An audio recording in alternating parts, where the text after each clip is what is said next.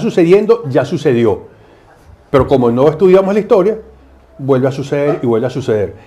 Y alguien hizo un corolario. Los que sí estudiamos la historia, estamos condenados a la desesperación por ver cómo se repite lo que ya sabíamos que iba a pasar.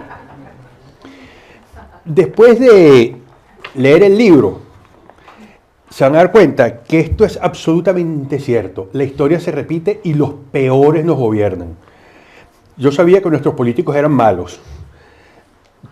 Cada página que leía tenía que ir al baño a vomitar, del asco que da nuestra clase política, nuestra casta política. Los venezolanos nos desentendimos de la política. Nos acostumbramos que política era ir cada 5 años a votar, después era las elecciones de alcaldes, concejales, y nos acostumbramos a votar con más frecuencia, pero la política era solo eso. Y a los políticos les parecía fabuloso. Ellos ponían los candidatos que les interesaban y entonces íbamos a votar generalmente por el candidato de oposición porque estábamos hartos del gobierno. Ganaban los adecos, esto no sirve, hay que votar por los copellanos. Entonces los copellanos no servían, vamos a votar por los adecos. Y en ese ping-pong fuimos destrozando el país. Y a los políticos les interesaba porque ellos lo único que querían era seguir con sus negocios turbios, sus negocios sucios, pero lo que menos les interesaba era Venezuela y los venezolanos. Un buen día la gente se hartó porque se dio cuenta que las cosas no estaban funcionando bien. Sobre todo llegó un miserable que le dijo, no te están dando tu parte del pastel. Y la gente lo escuchó. Oh, desgracia, pues le creyeron. Y llegamos al día, uno de los días más fatídicos de nuestra historia. Ese día en diciembre, cuando la gente lo eligió. No solamente las personas más ignorantes que se dejaron llevar. Gente muy inteligente, gente de clase media. Tengo un amigo que considero una de las 4 personas más inteligentes que he conocido. Uno está aquí a mi lado, otro es un compañero mío de la universidad, los 2 son compañeros de la universidad, y uno de ellos dijo, Venezuela necesita un cambio, y Salas Romer no se lo va a dar. Digo, compadre, te vas a arrepentir del cambio, porque el que cambia, cambia, pero te vas a arrepentir. Bueno, no tardó en arrepentirse. En el 2000 ya estaba, en el 99 ya estaba haciéndole oposición a Chávez. Digo, compadre, yo te lo dije. Pero la gente se dejó llevar porque sonaba muy bien el mensaje. Todos detestaban a los adecos y los copellanos y él dijo, hervirles la cabeza, freírles la cabeza y echarles ácido muriático, algo así dijo el insepulto. Y a la gente le encantó. Y el resultado fue el que ya tuvimos. Pero hay una frase muy cierta que dice Daniel en sus programas. Dice, no es que llegó el chavismo y todo se pudrió. Es que todo se pudrió y por eso llegó el chavismo. El chavismo es hija de la Cuarta República. Porque fue que todo fue empeorando cada día peor y el chavismo fue una consecuencia lamentable y lógica. Aprovechó. Sí. El libro tiene algunas historias muy reales y realmente horripilantes. Y otras que son absolutamente imaginarias. Y aquí hay algo que se me va a caer la cédula, pero los que sean de mi generación lo recordarán. Las fantasías animadas de ayer y hoy, las Merry Melodies decían, cualquier parecido con la realidad es pura y deliberadamente coincidencia. Bueno, es pura coincidencia. Ustedes se imaginan que, oye, se parece. Bueno, no sé, ustedes tienen mucha imaginación. Pero son casos imaginarios que son perfectamente creíbles porque representan la realidad, el perfil real, corrupto, delincuencial y psicopático y amoral de nuestros políticos. Palabra cierta. Sí. Es que hasta el libro se mareó de tanto asco. Increíble. Y digo que son inmorales, pues no son amorales, pues una moral es alguien que no conoce las normas morales y las viola sin saberlo. Pero ellos son inmorales, ellos saben lo que están haciendo, pero les importa muy poco. Y les digo inmorales no por la homosexualidad de muchos, porque hay unos cuantos relatos que hablan de las homosexualidades, porque eso es lo de menos. Hay homosexuales que son muy serios, muy respetables, muy trabajadores, muy honestos, que son un orgullo para cualquiera, y hay homosexuales que son absolutamente depravados y no solo en el sexo, sino en cualquier otra cosa. Bueno, esos políticos que van a ver ahí, algunos son absolutamente depravados en todo. La homosexualidad es casi una circunstancia casual. O sea, su inmoralidad es en todos los aspectos.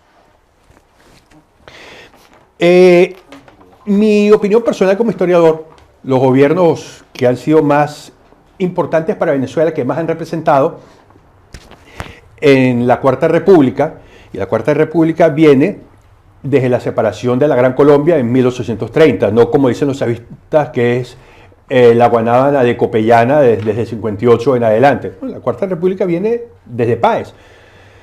Los gobiernos más importantes para Venezuela, por el legado que han tenido, a pesar de que son muchas cosas malas que se pueden decir de ellos, son 3 gobiernos militares, y da asco decirlo, pero Venezuela no sería la misma sin ellos.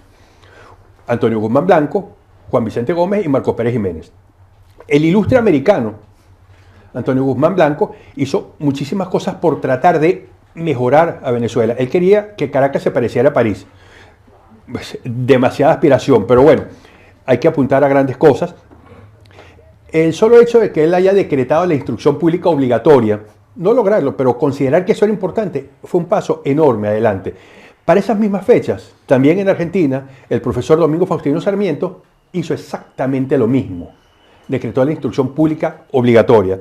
Pero Guzmán Blanco también desarrolló la iluminación para la ciudad de Caracas, empezó con algunos trenes, telégrafos, algo de teléfonos, implementó el bolívar como moneda única, detalles que fueron unificando a Venezuela y convirtiéndolo en un país de verdad, no en un terreno lleno de gente. Después llegó el benemérito Juan Vicente Gómez. ¿Qué hizo de bueno? Acabó con las montoneras, con las guerras civiles, creó un ejército profesional para Venezuela y quedó atrás el siglo XIX de guerras civiles permanentes. También construyó carreteras. Yo una vez dije esto y me dijeron, sí, claro, porque él le interesaba, porque las carreteras tenían que llegar a sus haciendas para que él sacase sus cosechas o su ganado. Yo, sí, es verdad, pero la carretera no solamente iba a su hacienda, pasaba por muchos sitios y todos los que estaban por ahí se beneficiaron. Empezó a comunicar a Venezuela. Y el tercer gobernante de importancia, Marcos Pérez Jiménez, y no es necesario hablar mucho de él porque todos recordamos la obra que hizo, sobre todo en Caracas uno pasa y dice, esto lo hizo Pérez Jiménez, esto. Bueno, lo planificó Pérez Jiménez aunque lo inauguraron después. ¿Qué tienen en común? Corruptos, dictadores y aborrecibles, pero hicieron algo por Venezuela. ¿Cuál es el problema? Que los que vinieron después fueron igualmente corruptos, pero no hicieron un cuerno por Venezuela. Ahí está el gran problema. Por eso es que la gente se obstinó y dijo, bueno, pero esta gente lo único que hacen es robar, pero no dejan nada. Tanto decir que no dejan nada no es exacto, porque sí, algunas cosas se hicieron, pero cuando se compara con las obras de otros, uno dice, bueno, el otro robó, pero por lo menos hizo, que es incorrecto, pero es el consuelo que uno le queda, porque todos los políticos que tenemos son ladrones. Entonces, si me vas a robar, aunque sea, hazme algo. Y es lamentable llegar a eso, debería ser sin robar, pero aunque sea, eran unos que hacían. No, estos ni siquiera hacían. Entonces, los políticos mencionados en el libro y los que nos podemos imaginar de esos cuentos ficticios, bueno, eran estos corruptos que nada hacían. ¿Y qué lograron con esos 40 años de la Guanábana? Que la gente terminase por enamorarse de Chávez. Porque llegó un 4F, Chávez dijo, por ahora, y la gente se ilusionó y se enamoró de él, y lo siguieron, y lo apoyaron. De Chávez se sabía quién era. Él salió por el indulto que lamentablemente le dio el presidente más ególatra, egocéntrico, engreído que ha tenido Venezuela, junto con Guzmán Blanco, Rafael Caldera, más prepotente que él, quizás solo Guzmán Blanco. Lo liberó. ¿Qué hizo Chávez? Se fue a Cuba. Lo primero, se abrazó con Fidel y dijo una frase que yo nunca olvidé, acá se respiran aires bolivarianos. ¿Cómo se van a respirar aires bolivarianos en una de las peores dictaduras del continente? Reconociendo que Bolívar actuó como un dictador, pero era una circunstancia especial, estábamos en guerra. Sin embargo, Bolívar trató de dejar algunas cosas para Venezuela y al final él dijo que hemos arado en el mar. Como dijo Miranda, bochinche, bochinche, esta gente no sabe hacer sino bochinche, pero llegar a alabar a Fidel Castro comparándolo con Bolívar ya nos decía qué mal iba a ir esta situación. Después Chávez regresó a Venezuela e hizo un acto en el Hotel Ávila de San Bernardino, en Caracas. Una reunión profundos del partido del MBR 200. La recuerdo muy bien, estuve ahí y se van a sorprender cuando les diga por qué. Chávez dijo, quiero agradecer al director de la ICIP por contribuir tanto a los fondos del partido, enviando tantos funcionarios. Y yo me quedé pensando y dije, se te olvidó agradecerle al director de inteligencia del ejército que pagó mi entrada para venir a ver qué decías. Puras estupideces, de verdad que estuve en unas cuantas reuniones y cada una más estúpida que la anterior. Pero llegó, le caló a la gente y nos hundió. Entonces, estaba muy claro quién era Chávez. Él nunca negó las cosas porque él, entre lo que decía y lo que hacía, sabíamos por dónde iba a ir. Pero la gente no quiso verlo, la gente quiso ilusionarse diciendo, no, en realidad él sí va a respetar la democracia. Asesino serial, golpista, cobarde y ladrón, no iba a respetar nada. Entonces, por creerle y no prestar atención a lo que hacíamos, es que estamos aquí y no en casa, allá, al otro lado del charco, en Venezuela. La estamos pagando. Algunos lo hicieron y algunos no hicimos nada, sino que tratamos de impedirlo, pero nos pasaron por encima con la aplanadora. Que es uno de los grandes problemas de la democracia, lamentablemente. La mayoría del 51 mata a la minoría del 49 y la minoría no tuvimos derecho a nada, por más que tuvimos algunos éxitos políticos, no hubo forma de impedir todo lo que sucedió y aquí estamos. Y voy a cerrar con una frase icónica de un amigo mío en Argentina, el economista Javier Milei. ¡Viva la libertad, carajo! ¡Que viva! ¿Qué amigo tuyo? Gracias, Marcelo. Ajá. Mira, qué gentío, ¿no? Hubiésemos cobrado entrada. Quiero, ¿me escucha así? ¿Allá? Sí. Quiero agradecerle a todos por estar acá, por haberse acercado y por haber tenido la deferencia de esperarme un ratico, aunque no fue tanto. Había una tormenta de nieve espantosa como jamás había visto yo en la ICI. Y bueno, esa fue mi despedida. Quiero agradecerte, Marcelo, por estar acá. Marcelo es una de las personas a las cuales tuve que hablar sin conocerlo personalmente. Pues Marcelo fue uno de los casos que nos tocó tratar junto a Neomar Hernández como preso político. Y pues sus abogados nos pidieron que habláramos del caso de él y lo tuvimos que tratar en su momento en RCR. Y luego de eso hemos hecho una gran amistad, luego de su libertad y luego de su exilio, que nos ha tocado, aunque tú saliste primero, ¿no? Que yo creo. Pero nos encontramos aquí, que es sí. La cuestión. Hoy es 2 de diciembre, se están cumpliendo 70 años del fraude de Pérez Jiménez contra Jovito Villalba. Y se están cumpliendo 15 años de la victoria pírrica del 2007 sobre la reforma constitucional. Hoy yo he tenido un día bastante difícil, ha sido bien complicado todo el tema, llegar aquí me botaron la maleta, el vuelo salió tarde, etcétera, etcétera, pero venía por el camino pensando, pero Chávez se murió. Entonces la cosa está buena. Pero bueno, Fiesta con Piñata, amigos. Fiesta con Piñata es un libro que se empezó a escribir este mismo año.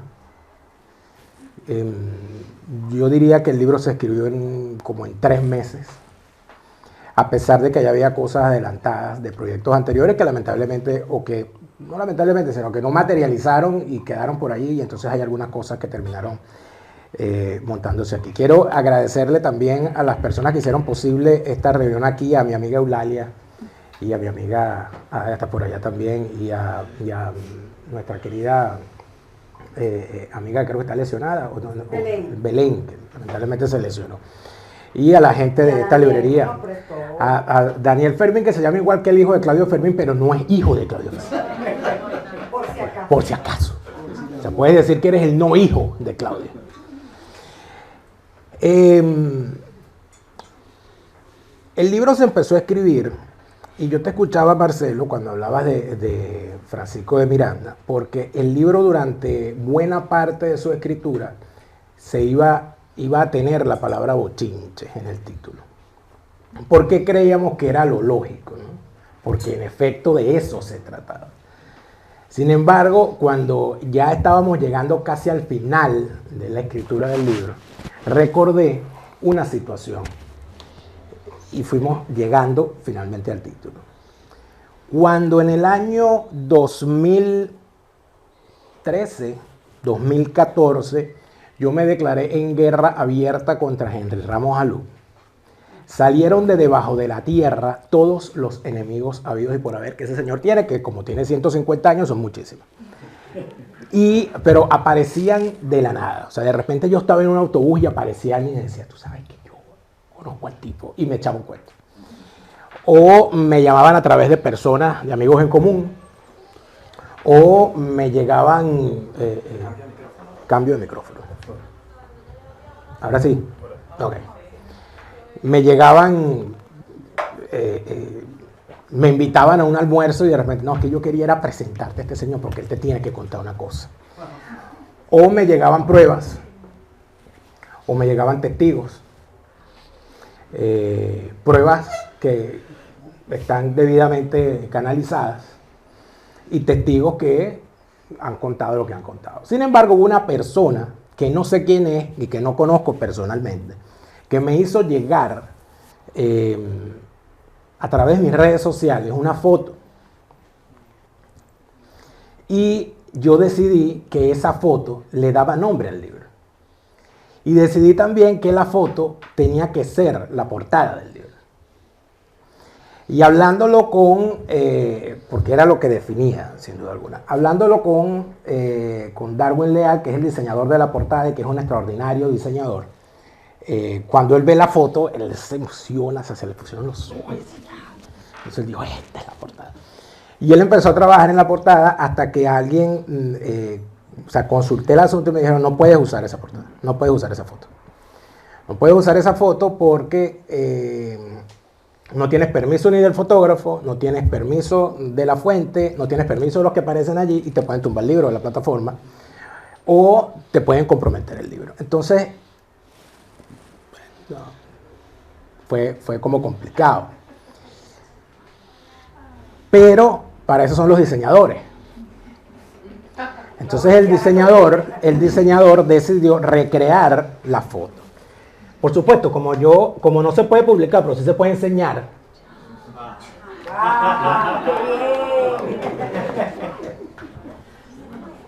Yo traje la foto. Por eso había que estar aquí. Sí. ¿Qué ocurre? La foto es esta. Yo la voy a pasar para que la vean de cerca, para que se tomen una foto con ella y me la devuelven. En esta foto aparece un joven de pantalón blanco, delgado, junto a un señor de mediana edad, que podría doblarle la edad. Y están ambos en una fiesta donde, si vemos al fondo, solo se ven hombres. Sí. Y se están peleando por un palo de la piñata. ¿Qué tal? ¿Y quiénes son? ¿Por qué no lo entiendo? Bueno,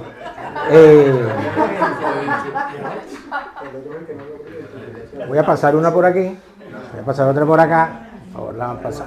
Y la devuelvo. Y la devuelvo. Creo que hay más, de hecho. Hay unas más pequeñas. Vamos a irlas pasando.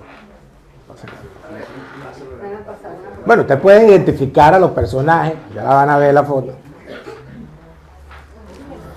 Entonces, ¿qué ocurre? El del pantalón blanco. ¿Qué estaban haciendo esas dos personas allí peleándose por el palo de la piñata? No lo sé. Cualquier cosa es posible. No sé. ¿Qué tipo de fiesta era esa? No sé. Pero era una piñata. Pero era una piñata. Mi hermano, que habla poco pero feo, me dijo, bueno, tú puedes decir que eso era una fiesta puro palo, por el palo de la piñata.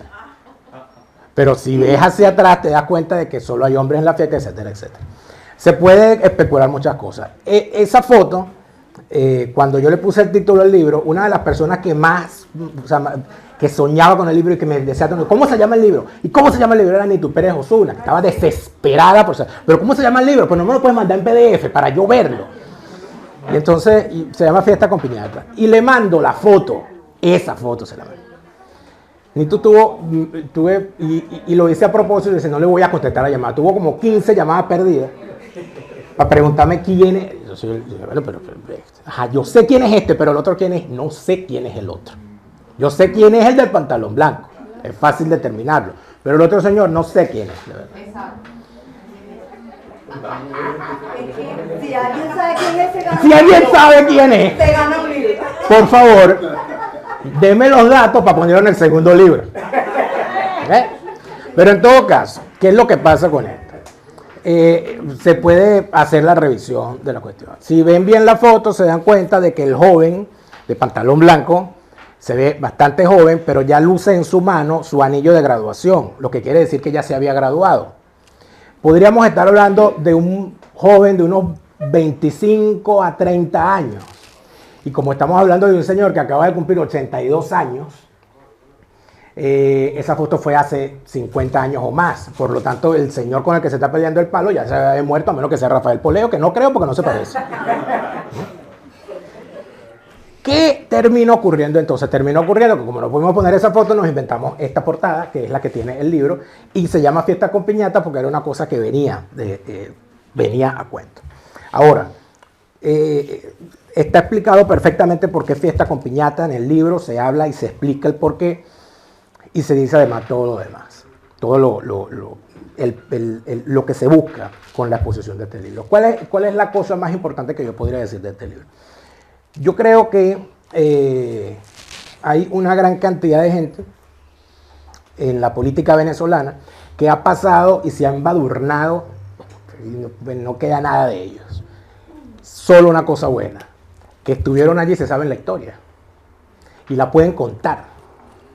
Lo que pasa es que para contarla tiene que haber alguien que la escuche. Y muchas veces, por lo menos en mi caso particular, ya yo no tengo mucho estómago para estar escuchando a alguna gente. En estos días, hablando, por cierto, con uno de los narradores, por cierto, porque no, o sea, está con su nombre y apellido, que es Rafael Marín, mejor conocido como Ran Ran.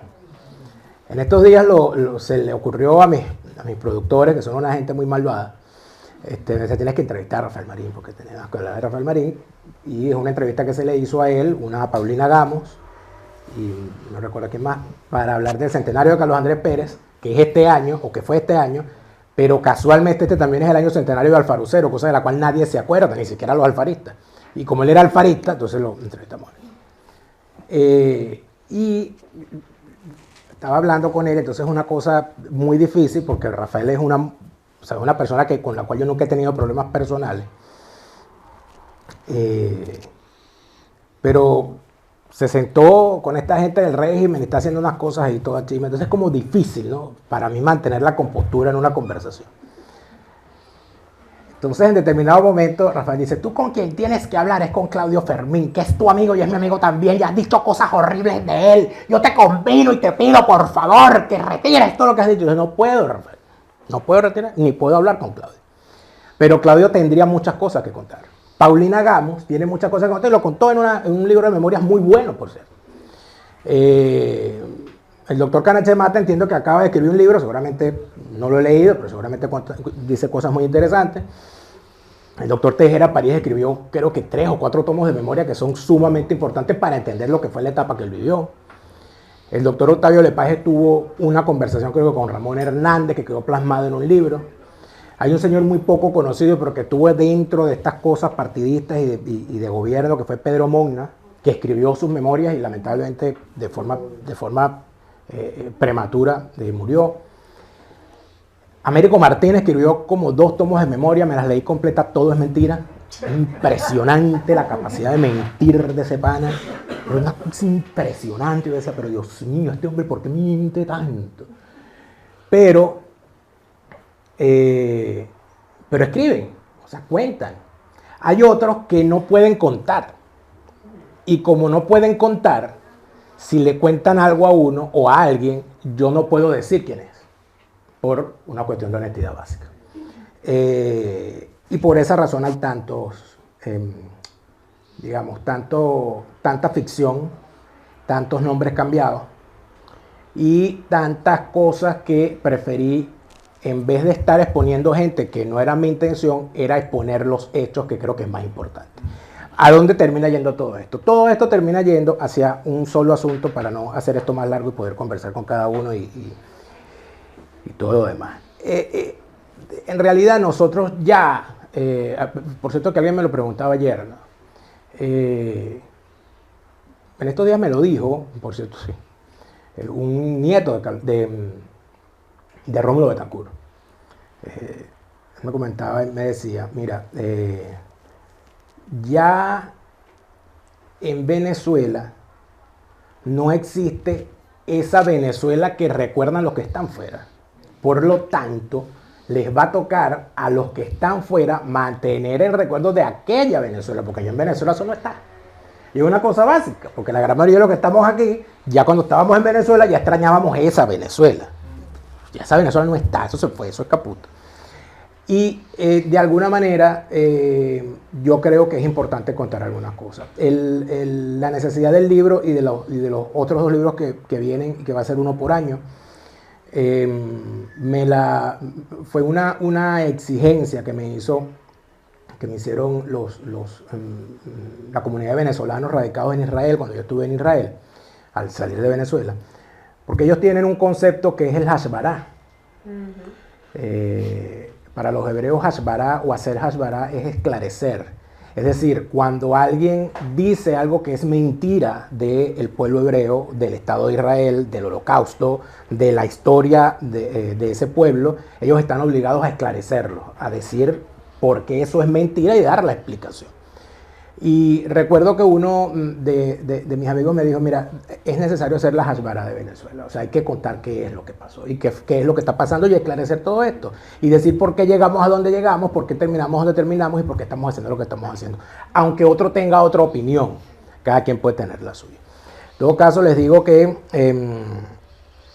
también, obviamente el nombre al final termina siendo algo que forma parte de nuestra idiosincrasia. Y quizás los que están ya fuera de Venezuela, los que estamos fuera de Venezuela, los que tienen hijos, los que tienen nietos, saben y se dan cuenta que en estos países donde estamos no es lo mismo o no se siente igual cuando se hace una fiesta con piñata. Eso o sea, te ven feo, te dicen, no es lo mismo. ¿Por qué? Cuando yo pregunté a mis suscriptores en Patreon y en mis redes sociales qué recordaban de las piñatas, los recuerdos positivos eran muy pocos. La gran mayoría de la gente las recuerda muy mal, ¿no? Porque teníamos que darle palo a mi muñeco favorito, no porque yo nunca agarraba caramelo, no porque me pegaron un palazo, no porque era horrible, porque a mí no me gustaba eso, etc. Y los que dicen que no, que se divertían muchísimo, esos eran los muchachos malos, los que agarraban los caramelos, la muchacha que agarraba la falda y metía, se agarraba todos los caramelos. Era así la cosa.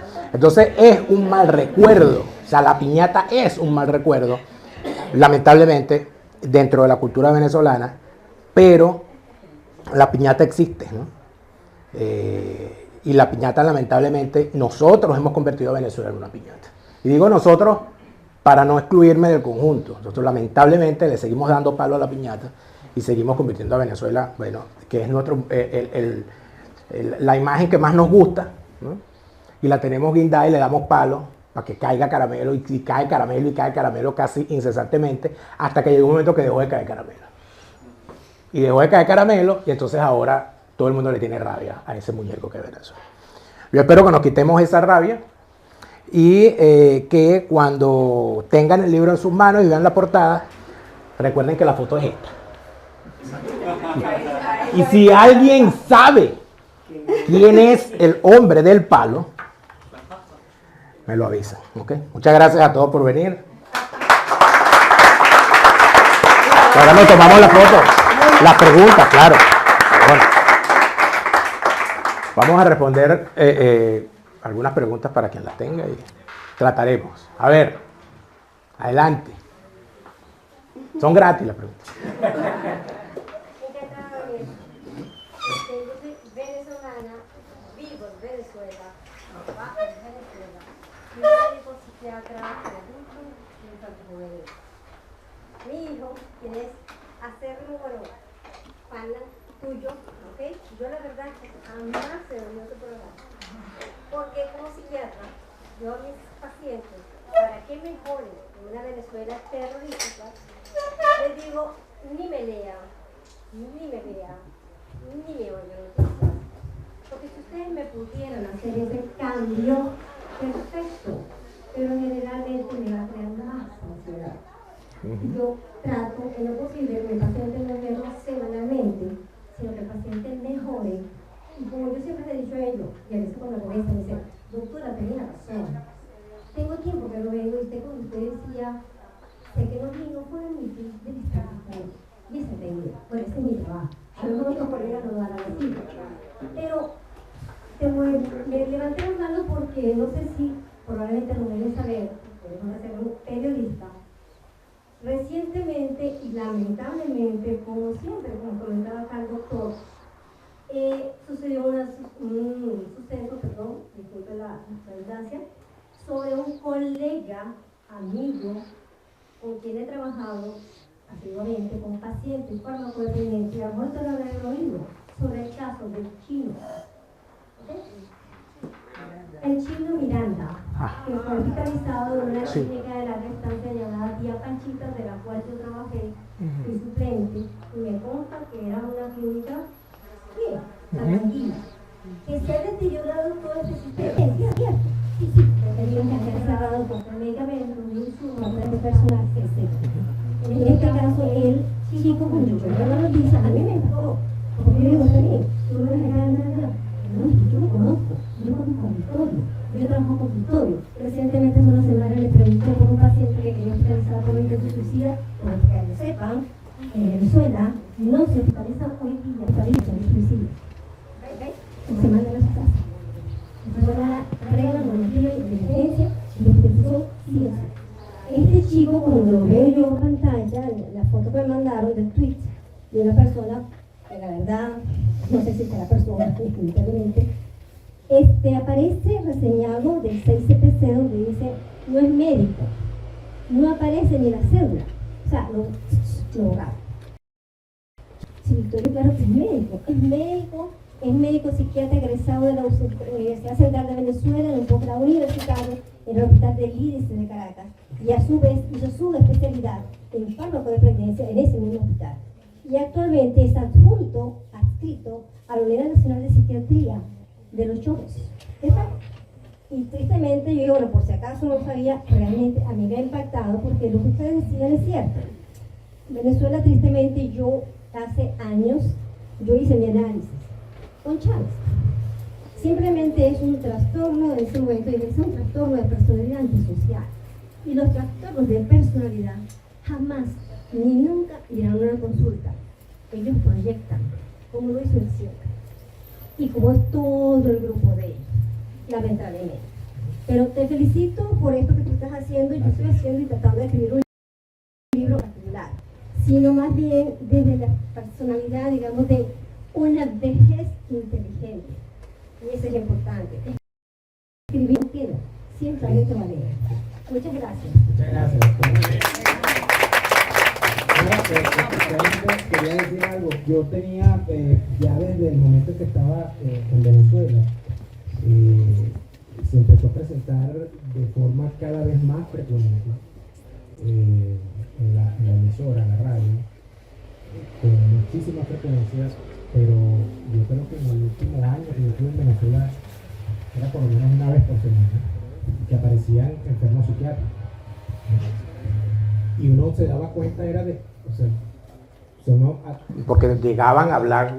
Yo siempre hablaba con ellos porque Neomar no le daba como cosas, después de algún atentado, alguna cuestión, sobre todo después del batazo. No, ya sabes, que lo oiga. Y se daban casos terribles. De hecho, hay uno narrado en el libro, ¿no? De una señora, y es un caso real, ¿no? Y en efecto, yo recuerdo, hay un caso muy particular de un joven que me escribía de forma frenética por mis redes sociales, diciéndome que él tenía un plan, que él tenía una cosa, y yo estaba, o sea, me daba la señal. Y yo le escribí, yo le respondí, le dije, mira, tú tienes familia, sí, hazle caso a tu familia, ¿qué tratamiento tomas tú? Y el muchacho no me escribió más como hasta dentro, como 2 meses después, que me volvió a escribir y me mandó una foto de él con el uniforme que usan cuando los tienen internado, aquello, me dijo que ya se sentía mejor, todo aquello, etcétera, etcétera.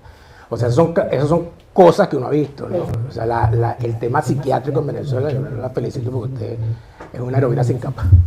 Gracias. Había... Ajá. Por allá. A ver. Hola. Mira, Miro. me voy a confesar. Confiésate. Ok, aquí delante de todo el mundo. Yo voté por Chávez. Bueno, no importa. Curadísima. Curadísima. Tan curada que cuando la marcha del 11 de abril, yo estuve en Chuao gritándole a la gente para que fuéramos todos para Miraflores. Estaba muy neurótica, ¿ok? Lo tengo claro, no veía lo obvio. Yo soy docente, ejercí en Venezuela 35 años.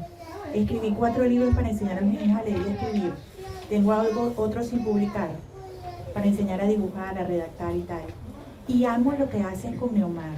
Ustedes son unos chamos que amo y me han acompañado 4 años desde que llegué aquí. Yo decía que primero muerta que bañada en sangre, no salía de ver. Por todo lo que yo he sembrado y quería seguir sembrando. Visitar a mi hijo con un trastorno de ansiedad y con depresión profunda, pesando 20 kilos menos de lo que peso aquí. Y todo el mundo de mi familia y mis amigos están asombrados de que yo esté aquí, pesando 20 kilos más. Y esté bien haciendo lo que hago, esté contenta, ejerciendo como psicoterapeuta ahora. Y te agradezco porque esto es muy pedagógico. Esto es muy pedagógico y lo dicen permanentemente, el que no conoce su historia está condenado a repetirla. Sí. Los niños necesitan conocer la historia real de Venezuela. Yo lo hice cuando el paro, con un libro de María Antonieta Angarita Hernández, que es un libro que se llama Mi General Permiso para Contar Esta Historia, que es un morrocoy que cuenta la historia de Venezuela, desde que llega Cristóbal Colón hasta que muere Simón Bolívar. Y yo se la conté a mis alumnos de primer grado cuando el paro. Hice mapas mentales y le enseñé a mis alumnos lo que yo podía, porque me tuve que poner a aprender historia con Francisco Herrera Luque. Y amo lo que hace este libro, lo quiero así como un brownie con helado de chocolate. Y por favor, difunde esto. Y si pudieran hacer algún libro para niños, donde explicaras de verdad la historia de Venezuela, porque es muy importante, es ahí donde más tenemos que sembrar. Acuérdate además que el sistema no contempla alfabetizarnos emocionalmente. Yo lo hacía en mi aula, encubierta, con mis alumnos, ¿ok? Les enseñaba, porque ¿para qué les sirve saber dónde está Plutón si no saben qué hacer con su rabia, con su miedo? Sí. ¿Ok? Cuando yo lo que quería era que o morirme cuando me sentía tan mal, o quería que me recluyeran en un lugar, pero mi esposo y mi hijo les dio miedo recluirme en Venezuela. Y aquí estoy bien como estoy. Y me acompañan todos los días ustedes. Igual. Y aquí te traje algo que estoy haciendo con mis manos, porque le estoy haciendo propaganda a Los Ángeles, que me ayudaron tanto, y los estoy regalando.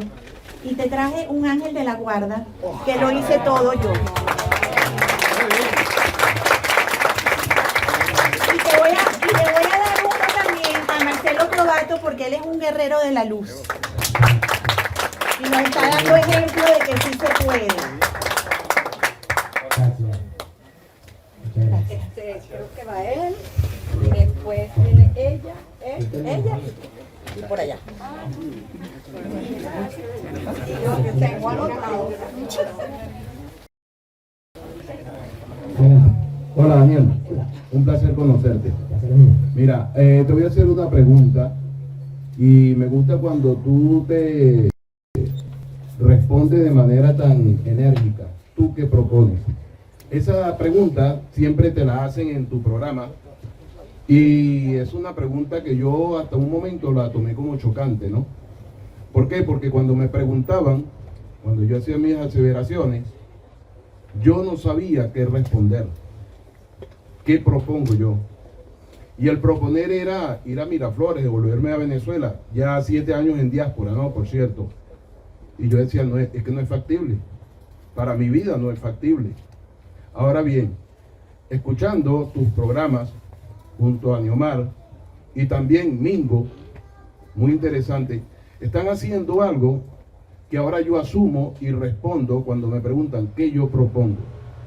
Y yo propongo hacer pensar a la gente. ¿Por qué? Porque hacer pensar a la gente, analizar, reflexionar, es la adrenalina contra la corriente de vivir dormidos y resignados al caos. Yo te felicito porque tu propuesta es hacer pensar a la gente. Tuya, de Neomar y de Mingo. Mis felicitaciones y un abrazo. Normalmente eso lo pregunta para hacer pero yo he llegado a la conclusión de que después de yo tener, voy a cumplir 10 años junto a Neomar, haciendo el programa de radio, que se dice fácil, son 10 años. Yo creo que después de tener 10 años ininterrumpidos haciendo el programa de radio, quien me pregunte qué propongo, tienes 10 años el programa para escuchar, están todos en YouTube. Y fiesta completa. Ajá, adelante. Daniel, tuve una familia bastante conservadora cuanto a la política y muchísimo gusto en conocerte. Yo creo que hemos tenido más de hecho, creo que le hiciste una dedicatoria a mi hijo en su cumpleaños hace poco. Exacto, yo resumo mucho, admirándote muchísimo, admirándote a Omar muchísimo, al señor Marcelo, admirándolo muchísimo también, siguiéndolo. Yo simplemente te pregunto una cosa más live, porque ya en lo que es en política y en lo que es planteamiento en Venezuela y a nivel mundial, y siguiéndolo muchísimo y leyendo muchísimo de cosas que ustedes mismos han indicado, el libro de la vida, un libro animado, no me acuerdo cuál fue el otro. La historieta de Venezuela. Esa misma. Pero él está, y la pregunta es ahora, preguntarte, qué bueno que se va a volver a, aparte de lo que tú tienes en Patreon, de libros de los chimbos, vas a volver a hacer la escuela de la vida chimbrita, Siempre vuelve para porque pública. Ese es un regalo de cumpleaños, casi que el regalo de Navidad, casi que por mi hijo. Es correcto. Empieza la cena de arriba otra vez. Muchísimas gracias. A ti. Hola Daniel, bueno, tú me despiertas todas las mañanas. Todas las mañanas. Mira, y yo le digo a mi marido, pero otra vez el Goldo. Es más, te llama mi Goldo. Y yo le digo, Dios mío, el Goldo me tiene loca. O sea, ¿por qué lo quieres tanto? Mira, tu libro ya se lo comió. Dice, bueno, pero es que me dejó con ganas de saber más cosas. Sí, él no está aquí, no, él no está aquí ahorita. Pero Tiene que mantenerse. Además de eso, si hay una Venezuela que existe, lo que uno le cuenta a los más jóvenes, lo que uno le cuenta a los niños, esa Venezuela que no es Venezuela actual. La que no existe es la Venezuela de Chávez. Porque esa siempre fue mentira. Porque se murió. Además se murió. Daniel. Hola Daniel. Hola. Mi nombre es Kenny Barraez, barquisimetano, con mi esposa por acá y mis hijos por allá. Bueno, yo no te odio, Daniel, te aprecio más bien. Mira, Daniel, viendo esta máquina de escribir, Olivetti, bueno, que todos escribimos con una maquinita de esta, ¿verdad? Es decir, es algo cierto, es el pasado, pero es el presente, está acá. Mira, yo soy médico, trabajo en Pineda de Mar, que está a 52 kilómetros de acá, y alguna vez hice una maestría en medicina basada en evidencia. Es decir, que todo tenía que estar basado en evidencia de estudio de investigación. Es decir, todo, y después llegaron los metaanálisis, etc. Ahora, una de las cosas de las que me he dedicado es a tener una evidencia y lo cierto de lo que estamos escuchando, de lo que estamos viendo. Yo te felicito porque de verdad que yo creí que sabía política, pero de verdad soy un ignorante, súper ignorante en la política. Y he aprendido muchísimo de ti. A veces mi hijo o mi esposa me dice, vamos a comer, nos vamos a poner a Daniel, pero no importa. Pero escucha, es el momento que tengo y lo aprovecho y lo hago. Entonces yo creo que a lo que tiene la verdadera evidencia debemos serle fiel, siempre, siempre. Es decir, te felicito porque todo lo que está allí tiene que estar soportado. Y eso es lo que debemos tener nosotros los venezolanos, un soporte de lo que hacemos. Cuando digo, cuando yo me refiero a tal tema, debo tener los pelos en la mano, como decimos allá, ¿verdad? Los pelos en la mano y la evidencia. Entonces te felicito realmente, tengo muchos años viéndote, escuchándote, a veces si no te veo te escucho, pero te estoy escuchando y estoy haciendo otra cosa. Mira, wow, Adriana, mira lo que dijo Daniel, wow, y Adriana, no me molesta. Bueno, en fin, mira, ya listo. Bueno, la pregunta es la siguiente. ¿Cómo estás cuidando a Neomar? Porque Neomar está allá. Sí, Vale. sí, por favor. Tan sencillo, tan sencillo. Yo creo que Neomar está haciendo lo mejor que sabe hacer. Y decidió hacerlo en Venezuela y seguirlo haciendo allá. Mientras se sienta bien, pues él me acompañó en la decisión que yo tomé, que fue una de 5 o 6 personas que sabía que yo me iba a Venezuela y no volvía. Así que él me acompañó a mí en la decisión de irme, yo lo acompañé en la decisión de quedarme. Y por supuesto los riesgos son los mismos. Sí. Bueno, los riesgos son los que hay. Estar por las calles de Madrid es contrasentido. Y como en Berlín o como en Leipzig. O sea que el que es perseguido dentro no deja de ser perseguido.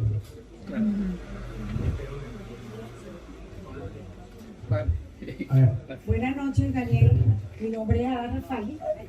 Si la amiga amanece contigo, yo me desvelo en la madrugada. No puedo dormir. Pongo YouTube y bueno, y te oigo siempre.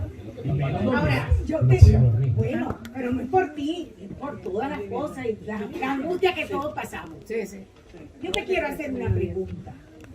Habida cuenta que, de acuerdo a tu perspectiva, además es cierto, absolutamente cierto, la mayoría de los líderes, entre comillas, que están en los partidos políticos, que son falsarios y buenos para malos para todo y buenos para nada. Siendo tú un gran internacionalista, y te respeto, y debías dedicarte a eso, porque tu memoria es prodigiosa y tus conocimientos históricos trascienden a toda la parte global. Y eso es lo que en este momento está señalando la brújula.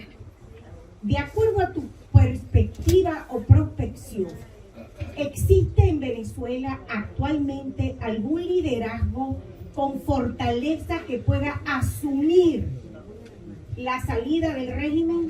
¿O es que tú crees que dependemos del ajedrez global, de que somos una pieza donde nos mueve todos los actores que estás mandando en el mundo? Esa es mi pregunta. Y gracias por madrugar siempre contigo.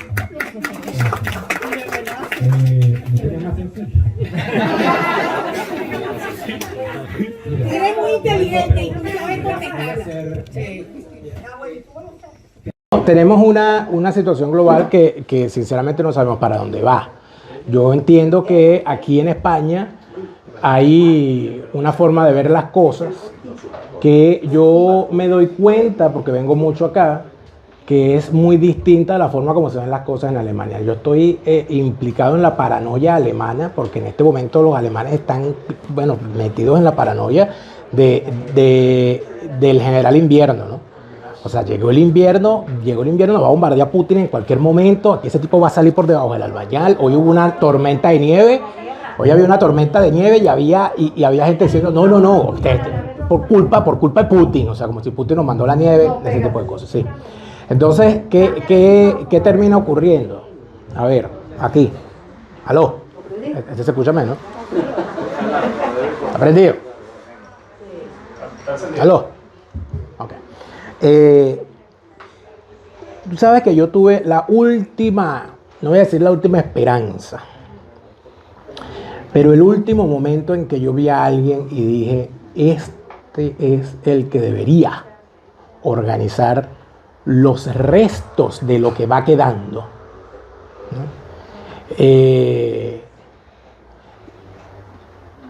Cuando me enteré, porque fue Marcelo quien me lo dijo, que había muerto prematuramente, que era mi amigo Vasco da Costa.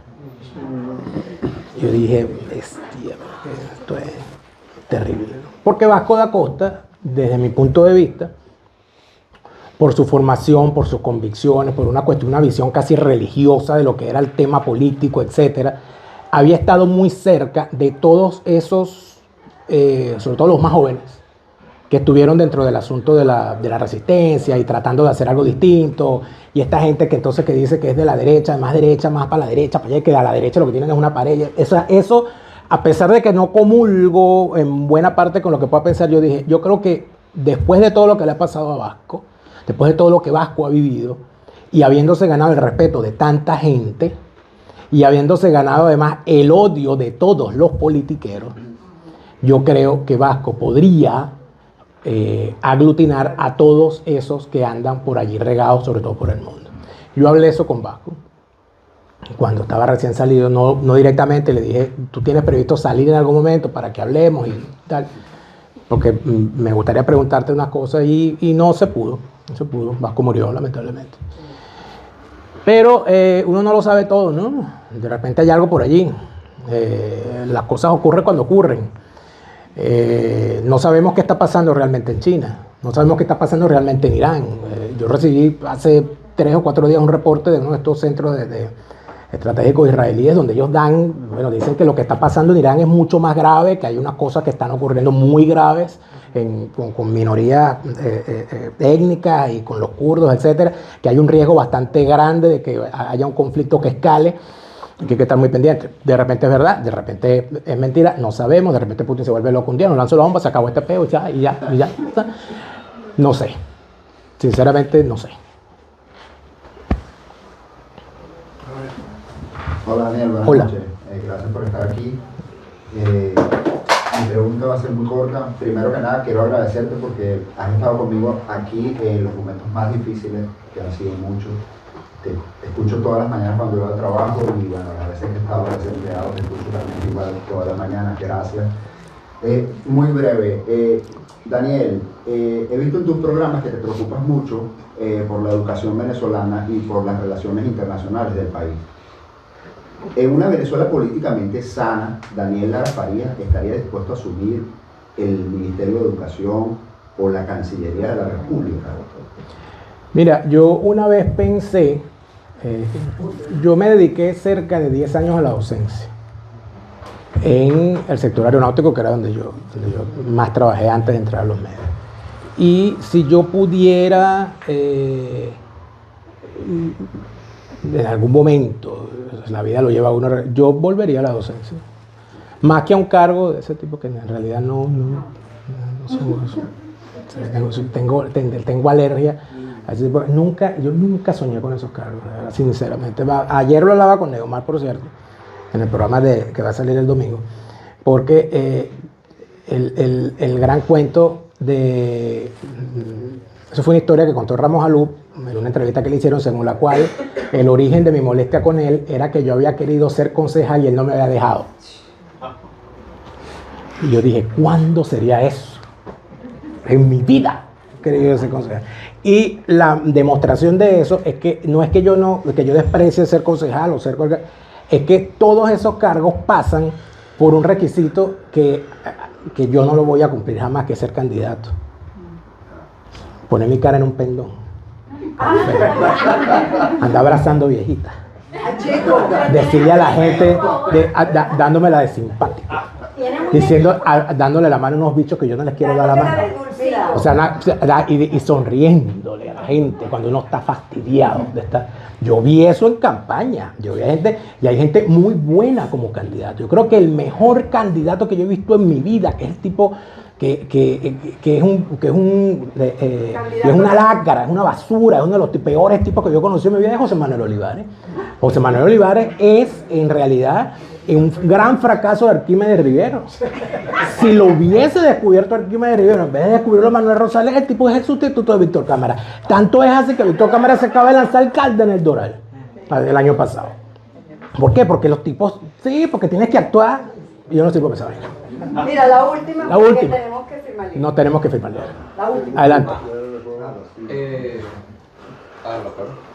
¿Lo pagó? Esto es más que una pregunta, es un comentario. Yo pensé que te ibas a responder a la pregunta de que si tenemos líderes o no, con un rotundo no. O sea, no hay nada. Es un desierto de líderes. Y porque este libro es sobre nuestros líderes, o sea, de qué hacían nuestros liderazgos. Pues. Y en algún punto de la historia siempre llegan estos puntos en el que uno ve claramente el fracaso de los líderes. Los líderes de la generación del 28 nacieron en el gomecismo, con la realidad de que todo esto es un desastre y es una monstruosidad. Los líderes que vamos a tener en un futuro están o jugando play ahorita o tienen 16 años, pero ahorita en el momento no hay. Esa es la realidad más fatal, pero la más emocionante que tenemos ahorita. Y la única manera de llegar a las propuestas, a qué propones tú, es con la verdad, y por eso te quiero felicitar por ese libro. Buscar la verdad.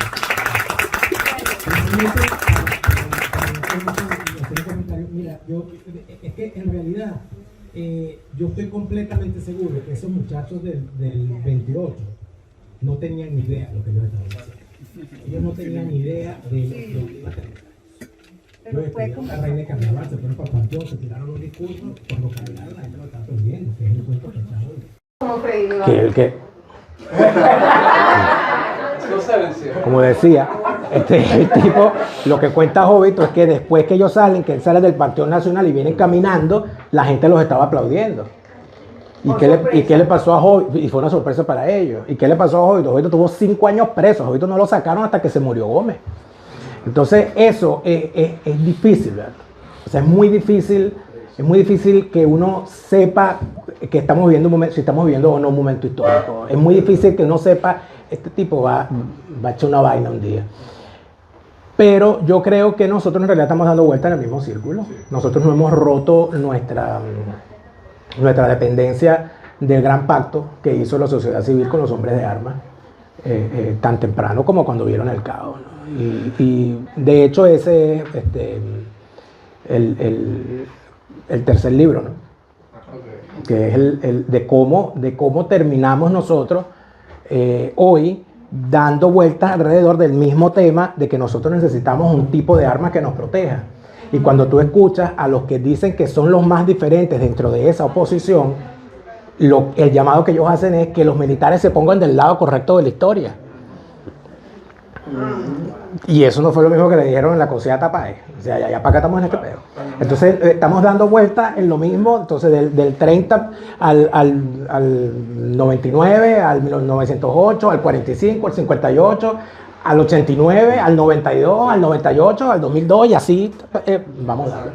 Entonces, bueno, hay que romper con eso. Yo espero que rompamos con eso. Gracias a todos.